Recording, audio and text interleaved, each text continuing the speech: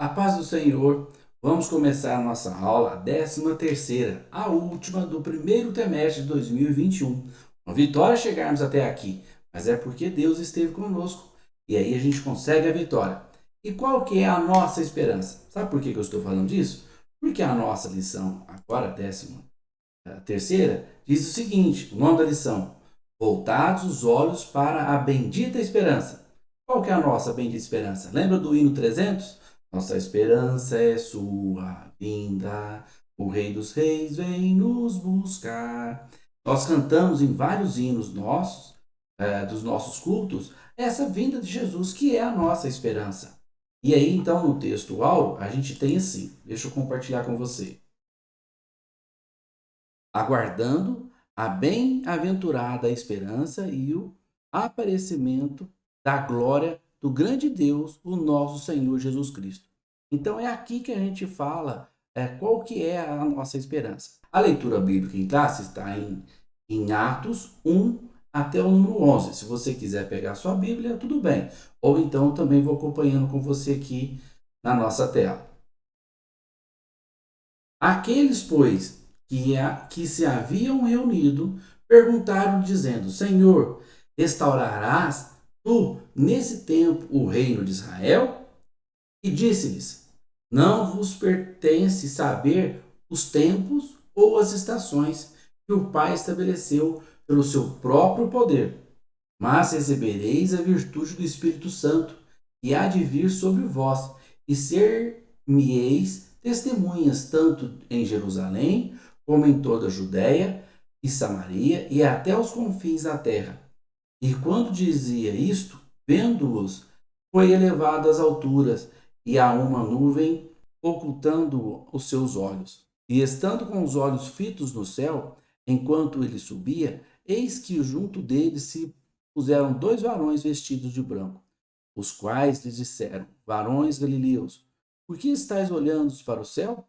Esse Jesus que dentre vós foi recebido em cima no céu, há de vir, assim como para o céu o viestes ir. Amém, né? Glória a Deus. Essa é a nossa bendita esperança. É essa vinda que a gente está aguardando. Agora é bem interessante a gente observar que aqui em Romanos 8, 24 e 25 diz assim: Porque em esperança somos salvos. Ora, a esperança que se vê não é esperança, porque o que alguém vê, como o espera? Mas se esperamos o que não vemos, com paciência ou esperamos. No nosso caso, isso que é esperança. A gente crê uma coisa que não vê, fé. Então a gente está esperando o que a gente não vê. Isso faz muita diferença, porque muitos querem estabelecer data, querem estabelecer momento, e não é assim que funciona, né? As coisas de Deus estão bem claras, está bem nítido. A gente tem que vigiar, que a gente tem que prestar atenção, ficar em alerta, mas que não tem como a gente ter determinado qual é a data, qual é o momento. A gente sabe sim da volta de Jesus, mas quando vai ser, isso só a Deus pertence. Amém? E aí a gente entra aqui na nossa lição, na parte 1, breve o Senhor virá. A vinda de Jesus é bem certa. Assim como tem o dia e a noite, a gente também crê, de acordo com os sinais que a gente vem percebendo, que está escrito na Bíblia, vem a vinda de Jesus. Então, isso para nós pentecostais, isso é bem nítido e isso faz muita diferença na nossa vida. Então, a segunda vinda de Jesus Cristo é uma verdade ensinada na Bíblia inteira, com abundância. A gente vê isso nos evangelhos, nas epístolas, tá? Todos os ramos do cristianismo concordam que Jesus um dia voltará. Mas essa unidade não acontece no tocante à maneira como isso vai acontecer. Então, existem essas divergências. Mas para nós, a vinda de Jesus, isso é uma expressão que a segunda vinda, o arrebatamento da igreja e a vinda do Jesus em glória, isso para nós é claro. Quando o Senhor Jesus ascendeu ao céu, os varões de branco disseram: e ele virá da mesma maneira que subiu. Esse cenário é a sua vinda em glória e não o arrebatamento da igreja. São coisas distintas. Mas para nós isso é certo que vai acontecer. Qual que foi a promessa de Jesus? Que também está aqui o nosso segundo subtópico. Ele prometeu que volta para nos buscar e nos levar para o céu. Mas parece que antes do Pentecostes, os discípulos ainda não tinham uma compreensão exata dessa vinda. Pelo que se pode observar na pergunta dos discípulos. O que eles perguntam? Senhor, restaurarás tu neste tempo o reino de Israel? Então, assim, eles tinham a noção de que seria esse reino terreno. E Jesus, o reino de Deus é o céu. Né? O dia se aproxima, a gente tem certeza também de que cada vez mais vem os sinais mostrando para nós que está chegando o momento, que está chegando a vinda de Jesus, que está próximo. E a gente cada vez mais tem que ficar em alerta, em vigia e seguindo a vida também em Cristo. Pregamos em toda parte que Jesus breve vem. E essa mensagem está em nossos hinos congregacionais e nos diversos cânticos inspirados nas Escrituras. Então, assim, a todo tempo a gente vem manifestando. Os pentecostais são o maior movimento protestante no mundo hoje. E em outros sinais evidente é a fundação do Estado de Israel. E lá em Lucas 21, de 29 a 31, já falava. E desde 1948, ostenta sua bandeira, tripulando na sede das Nações Unidas, que é um Estado soberano hoje. Não é? É um sinal que a gente tem. A vinda de Cristo é tão certa quanto a sucessão de dias e estações, porque o nosso Senhor garantiu. Amém? Agora, a necessidade de vigilância. A gente tem que estar constantemente vigiando. Por quê? Porque a gente tem que perceber essa necessidade. A vigilância se faz necessária porque ninguém sabe o dia da vinda de Jesus. Então, o crente não vai ser pego desapercebido. Por quê? Porque ele está em constante vigilância. Ele está alerta todo o tempo. Isso faz toda a diferença. Não é para você ficar esperto quando você sabe, não, ó, vai ser amanhã tal hora. Aí você fica lá, né? Então não é assim. Como você está vigiando, está permanente, vivendo a palavra de Deus, você está em alerta. E aí fica fácil, porque você vai estar pronto. Então, entendemos como vigilância o ato, o efeito de vigiar, o estado de que permanece em alerta, de quem procede com precaução, para não correr risco. Então, a gente não é pego despercebido. Por quê? Porque você está em constante alerta, em vigia. E aí, a exortação da vigilância. O Senhor Jesus nos exalta com muita ênfase sobre a necessidade de vigilância.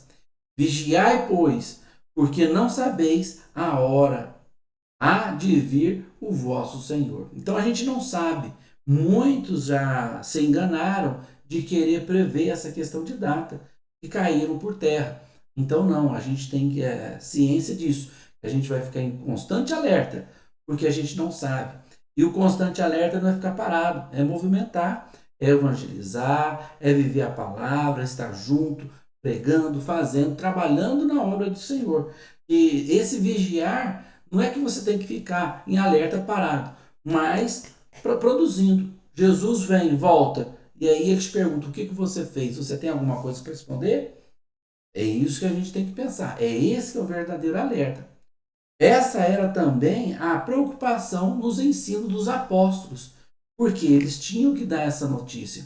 O ensino de Jesus nas diversas nas parábolas, nos discursos escatológicos, como em Mateus 24, Marcos 13 e Lucas 21. De muitas ênfases a necessidade de os crentes estarem atentos. Então a gente tem que ficar em alerta. E os alarmes falsos. A gente tem que tomar muito cuidado com a questão de alarmes falsos, porque muitos líderes, muitas forças já pregaram e querendo colocar isso. E se você não tiver em alerta, prestando atenção, você acaba também caindo nisso. E a gente tem que ficar em constante alerta.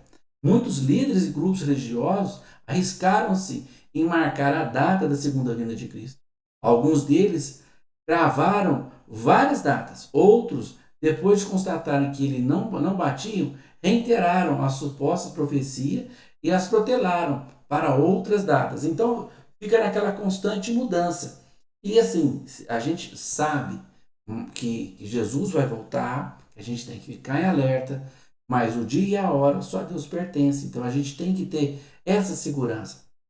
É preciso estar em vigilante quando a vinda do Senhor e prevenindo-os contra os falsos alarmes. Então, no mesmo tempo que você tem que ficar em alerta, você tem que ficar acordado, porque tem muita gente querendo te enganar.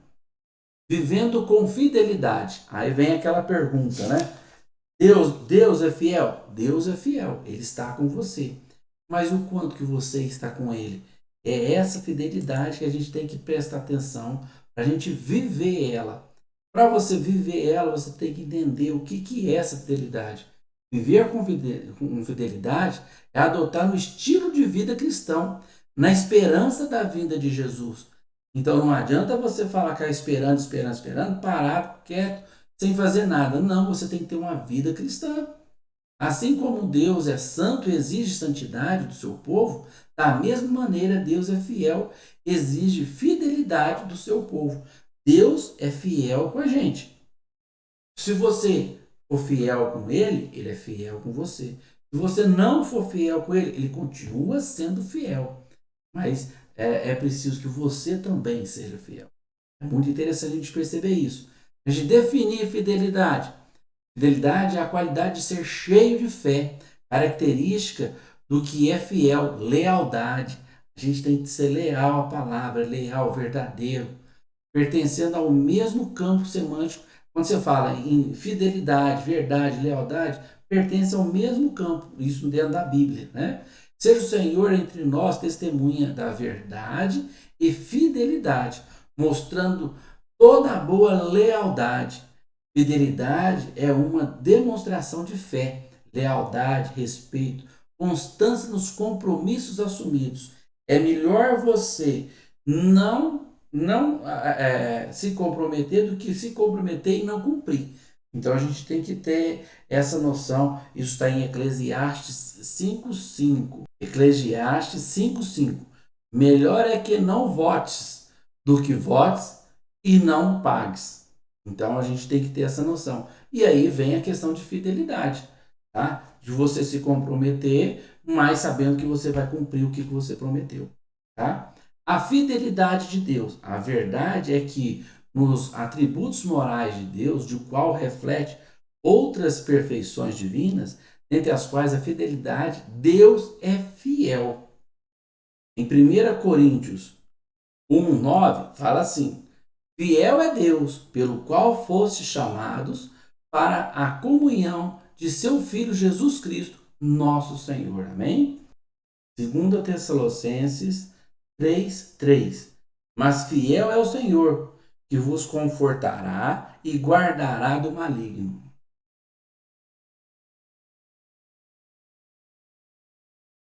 2 Timóteo 2:13. Se fores infiéis, ele permanece fiel.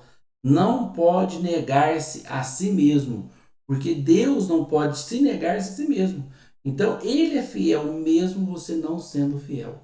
Amém? Fidelidade como virtude cristã. Os atributos morais de Deus são aqueles cujos ressonância e reflexos são vistos nas criaturas humanas. A fidelidade é uma das virtudes cristãs proveniente do Espírito na vida do crente. Essa verdade é ensinada em toda a Bíblia de maneira direta, nos relatos históricos e proféticos, nas parábolas, ilustrações, como importante virtude na vida cristã. Amém? Tempos e estações, Jesus respondeu à pergunta dos discípulos, ampliando o horizonte desse reino. Não nos pertence saber os tempos e as estações. Essa resposta foi dupla. Tempo, no grego, nessa passagem, é cronos, que significa um longo período, porque havia de passar o tempo da pregação do Evangelho, entre a descida do Espírito Santo e a vinda de Cristo.